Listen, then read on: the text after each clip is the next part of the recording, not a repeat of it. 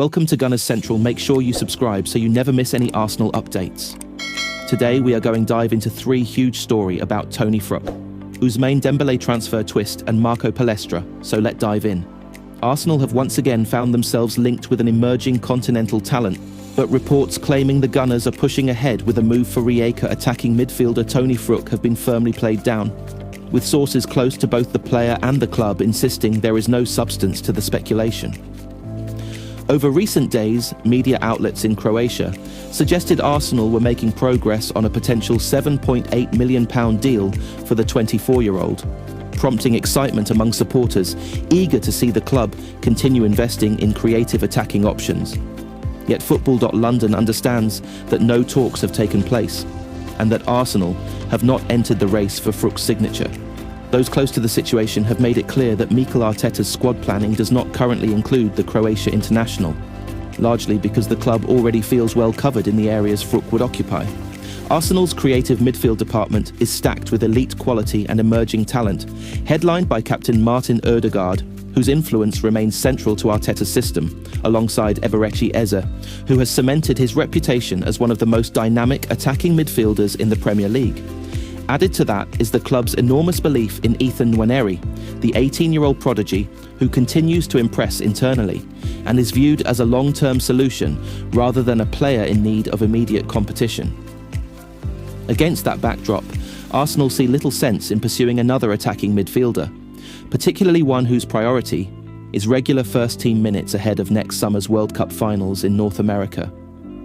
Fruck's representatives have also moved quickly to dampen the rumours, with his agent Andy Barra publicly suggesting that links to Arsenal were likely exaggerated following his recent business trip to London rather than being rooted in concrete negotiations. Barra, who runs Niagara Sports Company and represents high-profile players such as Barcelona midfielder Dani Olmo and goalkeeper Joan Garcia, acknowledged that meetings had taken place in London earlier in the week, but stopped short of confirming any Arsenal involvement. Football. London understands that while Barra did meet with interested parties on Monday and Tuesday, it remains unclear whether Brighton or Everton were present at those discussions, though those two clubs are currently the only Premier League sides to have made routine exploratory checks on Fruck. Even then, sources stress it is far too early to suggest either Brighton or Everton are preparing a serious bid, with both clubs known for monitoring a wide pool of talent before committing to any move. Fruck himself continues to focus on his football at Rijeka, where he has enjoyed a productive campaign, scoring 10 goals and registering 2 assists in 26 appearances across all competitions, form that has naturally attracted attention from abroad.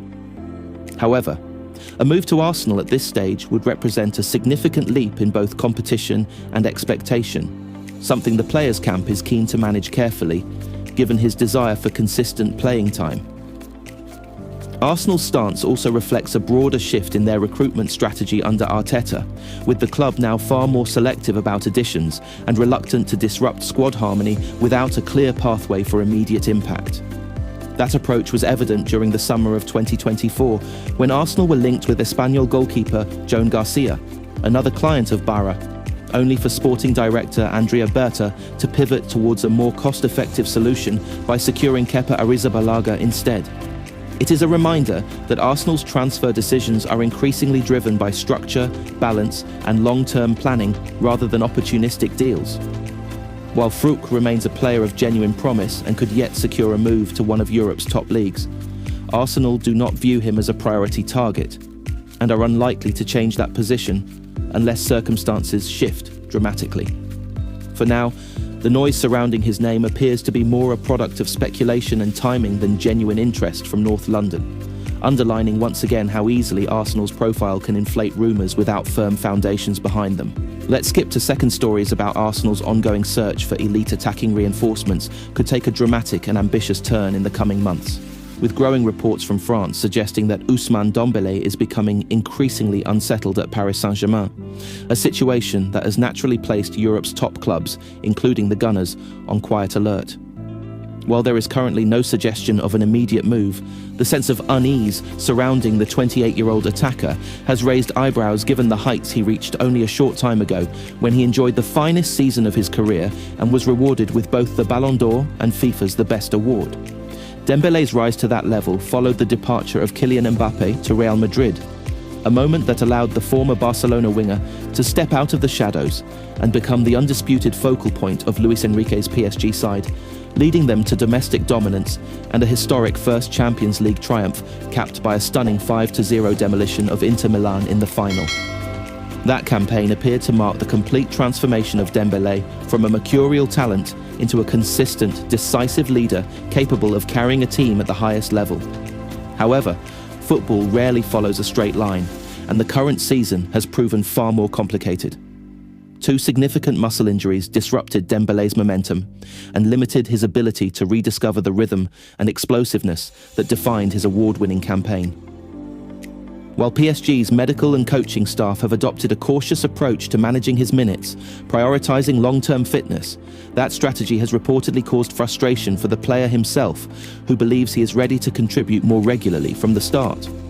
The situation came to a head when Dembele was restricted to just a brief 15-minute cameo in the Intercontinental Cup clash against Flamengo, a decision that has been widely cited in French media as a flashpoint in his relationship with the club. For a player of Dembele's stature, who only months earlier was central to PSG's greatest achievement, such limited involvement has reportedly fueled doubts about his role and standing within the squad. Arsenal enter this conversation because of the specific profile Mikel Arteta is targeting as he looks to elevate his squad from title challengers to champions. The Spaniard is known to value attackers who combine technical quality with tactical intelligence, versatility, and a willingness to work within a collective structure, traits that Dembele now embodies far more consistently than earlier in his career. Capable of operating on either wing, drifting centrally, or even leading the line in fluid attacking systems, Dembele would give Arteta multiple tactical options and reduce the predictability that can sometimes creep into Arsenal's play against deep defensive blocks. Once questioned for his durability and decision-making during his Barcelona years, Dembele has largely silenced those criticisms through his performances at PSG, demonstrating improved fitness management, sharper end product, and greater responsibility both on and off the ball. Analytical data supports the idea that Arsenal could be an excellent fit should the player decide to seek a new challenge. SciSport's career advice tool has identified the Emirates Stadium as one of the most suitable destinations for Dembele, awarding Arsenal a strong club fit score of 83 based on factors such as playing style compatibility, expected playing time, squad balance, and tactical demands. According to the model, Dembele's effectiveness at Arsenal would be only marginally lower than his peak output at PSG, particularly within a system that encourages wide players to attack space aggressively while also contributing to pressing and defensive transitions. Despite the intrigue, the financial and logistical hurdles remain substantial. Dembele is under contract with PSG until 2028, giving the French champions a strong negotiating position, and his estimated transfer value of close to €100 million reflects both his recent achievements and his standing among Europe's elite attackers. Any deal would require significant investment and careful planning from Arsenal, who would also face competition from other top clubs should Dembele formally push for a move. A January transfer is widely viewed as unrealistic, with PSG unlikely to welcome disruption mid-season, but the summer window presents a more plausible opportunity if tensions continue to simmer. For now, Arsenal are expected to monitor developments rather than act aggressively, but the combination of player dissatisfaction, positional need, and stylistic compatibility ensures that Dembele's situation will remain firmly on the club's radar. If circumstances align, what currently feels like a distant possibility could yet evolve into one of the most ambitious and statement-making signings of Arteta's tenure, underlining Arsenal's growing confidence and willingness to operate at the very top of the transfer market. The third one is Arsenal's long-term recruitment strategy continues to draw attention across Europe, and the latest reports linking the Gunners to Atalanta starlet Marco Palestra underline just how competitive the market has become for emerging defensive talents, with the North London club reportedly locked in an intense seven-way battle ahead of the January transfer window. Mikel Arteta's side currently hold a narrow advantage at the top of the Premier League table, but the first half of the season has once again highlighted how quickly momentum can be disrupted by injuries, particularly in defensive areas. Arsenal have already been forced to cope without key figures such as Gabriel Magalhaes, William Saliba, Christian Mosquera and Ben White at various points, stretching squad depth and prompting constant reshuffling across the back line. While Arteta has praised the adaptability and mentality of his players, there is a growing sense that additional defensive reinforcement could be required if Arsenal are to sustain their title push across multiple competitions. Against that backdrop, attention has turned to Serie A, where Palestra has quietly emerged as one of the most closely monitored young defenders in Italy, despite limited first-team exposure. According to a report from Court Offside, Arsenal are one of 7 clubs outside Italy tracking the 20-year-old on a near-weekly basis, with Premier League rivals Chelsea and Manchester United also heavily involved in the chase, while European heavyweights Atletico Madrid, Barcelona and Bayern Munich are said to be keeping close tabs on his development as well. That level of interest alone speaks volumes about Palestra's perceived ceiling, particularly given that he has started just 4 matches for Atalanta's senior side and is currently gaining experience on loan at Cagliari. The fact that scouts from so many elite clubs are reportedly watching him every week suggests that his potential, rather than his current output, is driving this surge in attention. A familiar pattern for Arsenal under Arteta, who have increasingly targeted players capable of developing within the club's tactical framework, rather than ready-made stars. One significant obstacle for Arsenal and their rivals is Atalanta's stance on any potential sale, with the Europa League winners believed to be in no rush to cash in on one of their prized assets. Reports indicate that Atalanta would only consider negotiations at a price between £30 million and £35 million, a substantial fee for a player still early in his senior career, and one that reflects the club's confidence in both his ability and future market value. Liverpool's failed approach during the summer window further underlines Atalanta's resolve, suggesting they see greater long-term benefit in Palestra's on-field contributions than in accepting a quick financial return. For Arsenal, that presents a familiar dilemma: whether to commit significant resources to a high upside prospect amid fierce competition, or to continue prioritising internal solutions and more established targets. What makes Palestra particularly attractive is his versatility, a trait that aligns closely with Arteta's philosophy. Although primarily regarded as a right-back, the Italian has spent considerable time operating in midfield roles, demonstrating comfort on the ball, positional intelligence, and the ability to contribute in multiple phases of play. He has also shown he can function on the opposite flank when required, offering coaches flexibility in both defensive structure and in-game adjustments, qualities that are highly valued at the Emirates Stadium. During his loan spell at Cagliari, Palestra has become an immediate starter and has begun to showcase his creative side, registering 3 assists in 15 appearances, an encouraging return for a player still refining his attacking output. Those numbers hint at a modern fullback profile, capable not only of defensive solidity, but also of supporting build-up play and providing width or midfield cover, depending on tactical demands. For Arsenal, who often ask their fullbacks to invert into midfield or overlap aggressively, such adaptability would be a natural fit. However, questions remain over whether Palestra is ready to make the jump to a club with Premier League and Champions League ambitions, particularly given his limited experience at the highest level. That uncertainty is perhaps the only factor tempering the enthusiasm surrounding his potential move. But it is also what makes the competition for his signature so fierce, as clubs seek to secure his services before his value escalates further. With January approaching, Arsenal face a decision on whether to enter what is shaping up to be a heavyweight transfer battle, or to bide their time and revisit the situation in the summer. As things stand, Palestra's rise appears inevitable given the sheer volume of interest surrounding him, and the key questions now revolve around where his future lies, and whether Arsenal can convince Atalanta to part with a player they clearly believe could become one of the next standout products of Italian football. In other team news, Arsenal's hard-fought 1-0 victory over Everton at Hill Dickinson Stadium on Saturday secured them the top spot in the Premier League at Christmas for the 5th time in the club's history, extending their stranglehold on the summit to more than 11 consecutive weeks, even if Manchester City briefly occupied first place following their 3-0 win over West Ham. It was the Gunners who ultimately ended the week 2 points clear of Pep Guardiola's side. And although history shows that claiming Christmas top spot has not guaranteed silverware for Arsenal in the previous 4 occasions, Mikel Arteta's men will take a measure of confidence from maintaining their lead during a busy festive period, particularly given the challenges they faced against a resolute Everton side under David Moyes, who set his team up with a compact low block and aggressive pressing in key areas, forcing the Gunners to work tirelessly to create openings. The match itself was decided by a penalty converted by Arsenal striker Victor Gyokeres, marking his 5th league goal of the season and ending a 5-game goal drought. And while the 27-year-old Swede's spot kick was ultimately the difference between the two sides, Gyokeres faced scrutiny for his overall performance, with observers noting that despite the narrow win, he displayed calmness and composure under pressure, continuing his perfect record from the spot since joining Arsenal.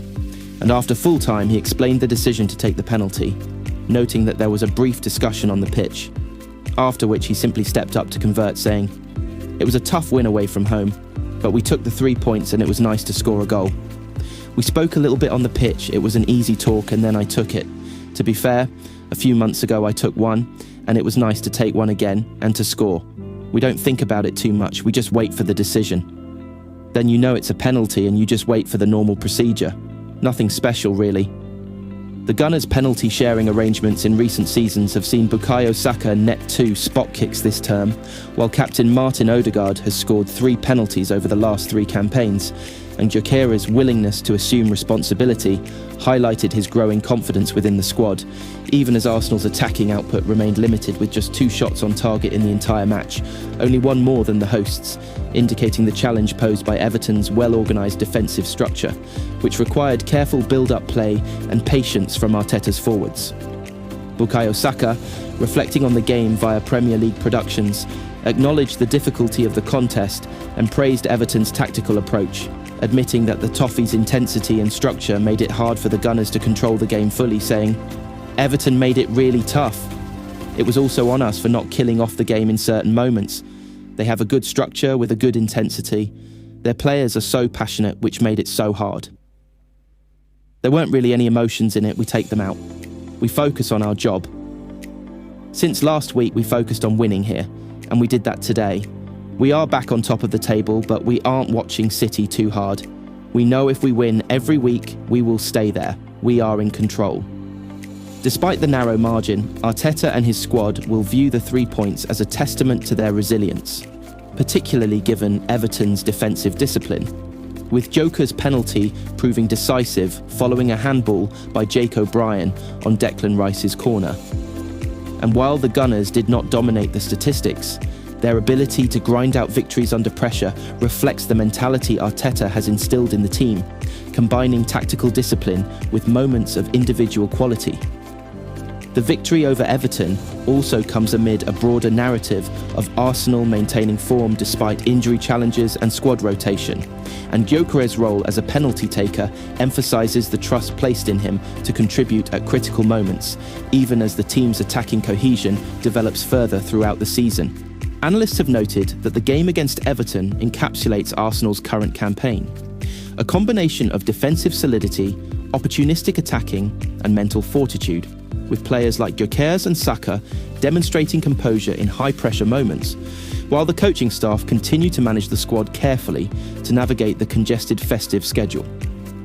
Gyokeres' contribution, though primarily from the penalty spot, symbolises his increasing integration into the team and his readiness to seize key moments, while Saka's admission about Everton's difficulty reflects a mature awareness within the squad of the Premier League's demands, and collectively, the Gunners' performance underscores why they remain clear at the top despite limited opportunities and a highly competitive table, highlighting the importance of discipline, clinical finishing, and mental resilience in maintaining their pursuit of the title and the historical significance of being Christmas leaders once again, even as fans and pundits alike continue to debate the implications of topping the league at this stage, particularly with Manchester City breathing down their necks and the remainder of the festive fixtures promising further test of character, cohesion, and consistency for Arteta's side, who must also balance European commitments and domestic cup competitions while ensuring key players are rotated effectively, keeping in mind the long-term goal of finally ending their trophy drought and surpassing rivals in a season where every small advantage, including maintaining top spot at Christmas, could prove decisive in a tightly contested title race.